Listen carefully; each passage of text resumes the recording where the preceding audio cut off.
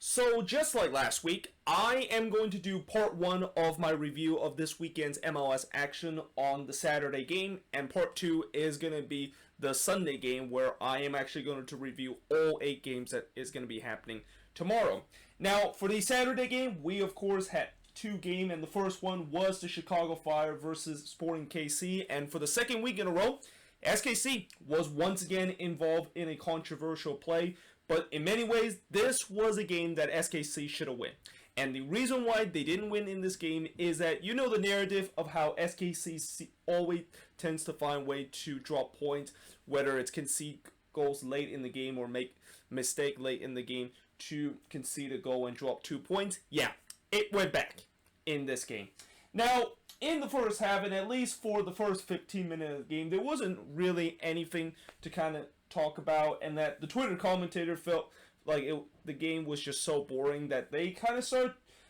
spent the first 10 minutes debating who actually is going to be on the Mexican national team. Now, if you are a Mexican fan and you're watching the Twitter stream, then you're probably enjoying the fact that the commentator are debating who exactly is going to be on the Mexican national team. But as a person that has no interest in terms of the Mexican national team and specifically pay attention to just MLS and in some extent on the U.S. men's national team, this does feel frustrating. The fact that the commentator just talk about random stuff that is unrelated to this game, which is not a big surprise because that's what Twitter commentator does. They just spend like 10 or 15 minutes talk about anything that isn't even related to the game that they are commentating. Now, in the 17th minute, we finally got our first chance, which was Sapon have a 4-yard shot that was somehow in some way saved by Tim Melia, and I thought SKC was really struggling early in terms of defending set piece. I mean, most of the chances for Chicago was coming from the corner, and that SKC just had a lot of trouble in terms of trying to clear the ball away, and were giving Chicago way too many second chances from a corner spot to basically struck it into the back of net, and that this save by Melia was all because of the fact that SKC did not clear their lines from the corner and allowed Sapon, who I feel like he could have done better in terms of that situation, but in many ways that was an incredible save from Melia to keep this one at 0-0. Now, that being said, SKC eventually did score the opening goal, and as this game continues, there wasn't really a lot of chances, and I thought it was going to be one of these games where both teams just doesn't seem like they're going to be up for it because of the fact that I feel like both of these teams probably are a little bit tired, considering they have played so many games in the past couple of weeks. But eventually Hurtado would score the opening goal in the 35th minute from Gadi Quinta as SKC was able to get a 1-0 lead. But SKC would not hold on to that 1-0 lead heading into halftime, because right on the stroke of halftime, Robert Beric scores from Wyatt Onsberg. Now, this is where the controversial moment of the game happened, where originally it looked like Mamadou Dia actually cleared this ball off the line, and that they actually did go to VAR to see whether or not if that is going to be the case. And originally, when I look at the 2 angle that they show on the Twitter stream, they didn't really show a very good angle for me to just kind of say, well, this is going to be overturned and that this is going to be a goal given to Chicago, and that I was kind of surprised the fact that they of course got overturned. And for once, I thought SKC fans have rights in terms of being angry once again, as this looks like it's the second game in a row that they got robbed because of very questionable VAR decision. However, at halftime, I did start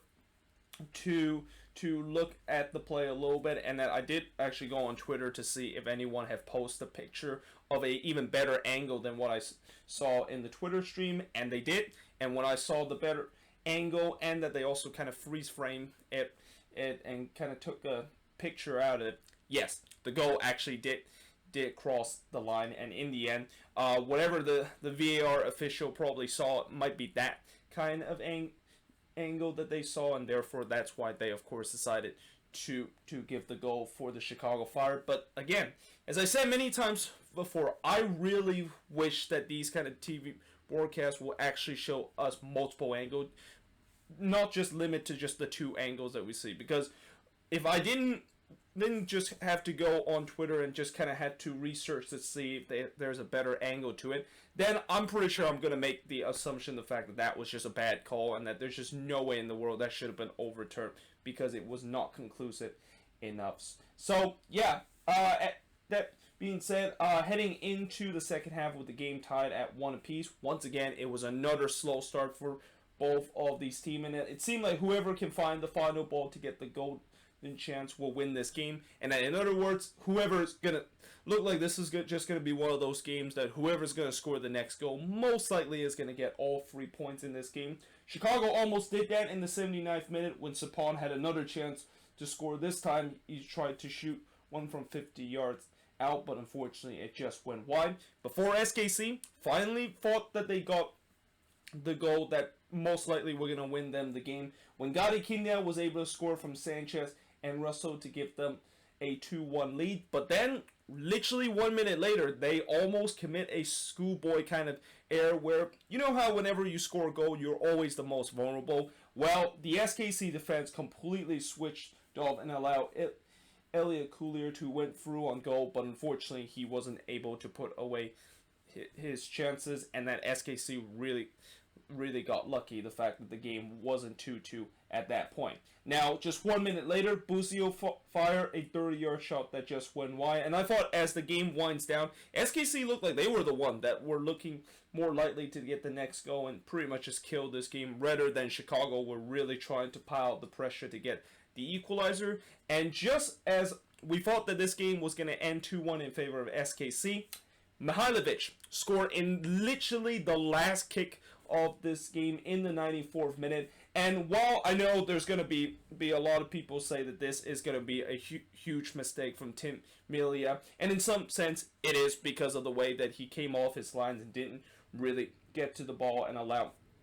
Mihailovic basically got to the ball first, and therefore he basically puts it into the empty net. The big blame in this one has to be on the back line of SKC. Like, the entire SKC back line, I don't know, did they hear like a whistle or something, but they just completely switched off. Like, they literally allowed Mihailovic go through on goal completely uncontested whatsoever. And yeah, I mean, I just don't understand what was that SKC back line thinking. Like, I understand by the time when Mihailovic did win through on goal, it was already at 94 minutes. But there's also a reason why the PA announcer, whenever they say there's certain amount of added time, they always say there's a minimum of that amount of time, and that in this case there was a minimum of 4 minutes of added time, which that doesn't mean that you can just stop playing at 4 minutes when the whistle hasn't gone. So yeah, you know, this was just shocking mistake from the SKC backline, and in some sense also for Tim Melia, unable to get to the ball first in this instant. And in the end, it was a 2-2 draw in this game, and the shots in this one, both teams had 8 shots in this game. 4 shots on goal compared to 5 that SKC had. 1 shots off target compared to 3 that SKC had. 3 shots that was blocked compared to none that SKC had. And possession-wise, 56% possession compared to 44% possession that Sporting KC had in this game. But in many ways, SKC will feel like this is a loss, and that this was 2-point drop in this game and a huge missed opportunity to take sole possession of the top spot in the Western Conference, at least for a day in this one. Whereas for Chicago, you know, they'll be disappointed that they did drop points at home, but at the same time, you know, when you're able to get a late goal just like that, it doesn't really matter if you're playing at home or away. If you can get a late goal to salvage a draw, that does feel much better than dropping all 3 points at home in the game. And who knows, you know, with Chicago being in this tight Eastern Conference playoff race, that 1 point can really help at the end of the day. That could be the difference in terms of them making the playoffs this season or getting eliminated and won't making the playoffs this season. But moving on into the next match is Montreal. Speaking of team that got crucial points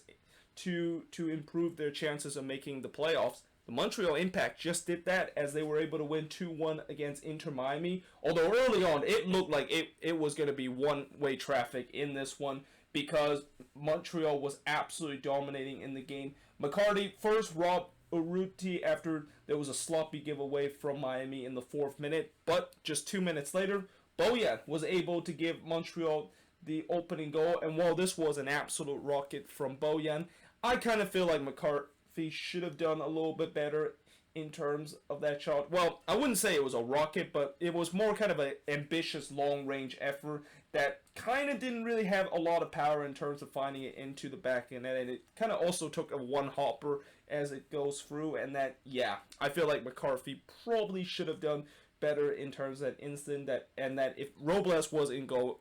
for Miami, that probably would have been saved by Luis Robles. Now, McCarthy did redeem himself by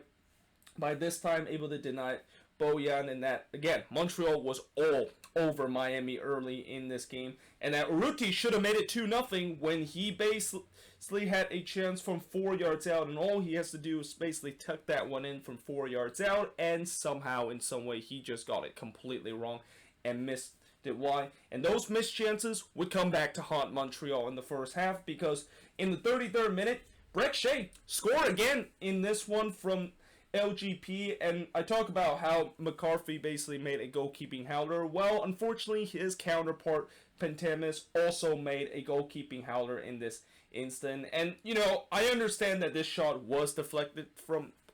Brek Shea and that the goalkeeper, Pentemis, had to make a adjustment to try to save this one, but I feel like because of the fact that the ball was deflected, and it wasn't really deflected in a way that it was very powerful, and it head into a complete wrong direction to where the goalkeeper was diving. But I feel like he probably could have done better in that instant by having enough time to readjust himself and basically pair that one out. But either way, the game was all tied up at 1 apiece, and with that goal, the momentum really swing into Miami's side, and that you can see Montreal was completely shell-shocked with the way that they were all over Miami in the first half, and yet it is 1-1 right now, and that Miami unfortunately weren't able to take advantage of a relatively shell-shocked Montreal side. But in the second half, it seemed like whatever Thierry Henry said to this team have kind of calmed this team down and kind of regrouped them after they were kind of a little bit stunned, because coming out of halftime, they were by far the better team again, and that McCarthy had to make another good save to deny Urruti from long range. But as the game goes on, Miami started to kind of get back into this game, and that they had a couple of decent chances, starting in the 73rd minute when Pentemis was able to rob Lewis Morgan's shot, which was take a wicket deflection. This time, he did a much better job, and he didn't get fooled by the deflection and make a good adjustments to try to save that one away before he would be robbing Gonzalo Higuain, who went through on goal. And when you are a guy that has $7 million in terms of your salary, that is a goal that you have to put away from Gonzalo Higuain. Like, I know he of course scored that amazing first goal back a couple of games ago, but ever since, you just have not seen Higuain make an impact that Miami was really hoping he would make for this team. And just for a guy that have $7 million, and just look how poorly he's been playing for the last couple of games, I do worry the fact that Higuain is going to become what Chicharito was with the LA Galaxy, where things just seems to not work out despite the fact that their respective team pay a huge amount of money to get them to this team. Now, those missed chances for Miami would come back to haunt them, because just 1 minute later, after a big missed opportunity for Miami to take the lead for the first time in the game, Montreal would get the lead back, and it would be Urruti who make amends after that horror miss that he had in the 21st minute by scoring a tap-in this time from Bojan and Kyoto to make it 2-1 in favor of the Impact. And that turns out to be the final score in this game, as Montreal had 16 shots compared to 13 that Miami has, 8 shots on goal compared to 4 that Miami has, 5 shots off target compared to 4 that Miami has, 3 shots that was blocked compared to 5 that Miami has, and possession-wise, 52% possession compared to 48% possession. Huge free point for the Montreal Impact in terms of their hope of making the playoffs this season. And as for Inter Miami, although this loss technically doesn't mean that they're out of playoff contention, these are kind of the resort that make them feel like they're kind of out of playoff contention, and that, you know, these last 2 games were really kind of the this test, and really was the opportunity for Miami to get themselves get themselves a chance to go get above the red line for the first time in their franchise history. But because of the inability to do that, yeah, this kind of does lose some of those Inter Miami fans those Inter Miami fans fake the fact that this team in a crucial situation will able to get a crucial win so that they can get themselves above the red line. But that being said, that is pretty much it for the review of these two games. As I said, this is relatively a quick video since there's only two games that happened for today. But tomorrow, it's definitely going to be a longer video since we're going to have 8 games to talk about. But until then, hope you guys enjoy this video. Let me know in the comments below what do you think of these two games. And yeah, hope you guys enjoy this video, and I will see you guys next time.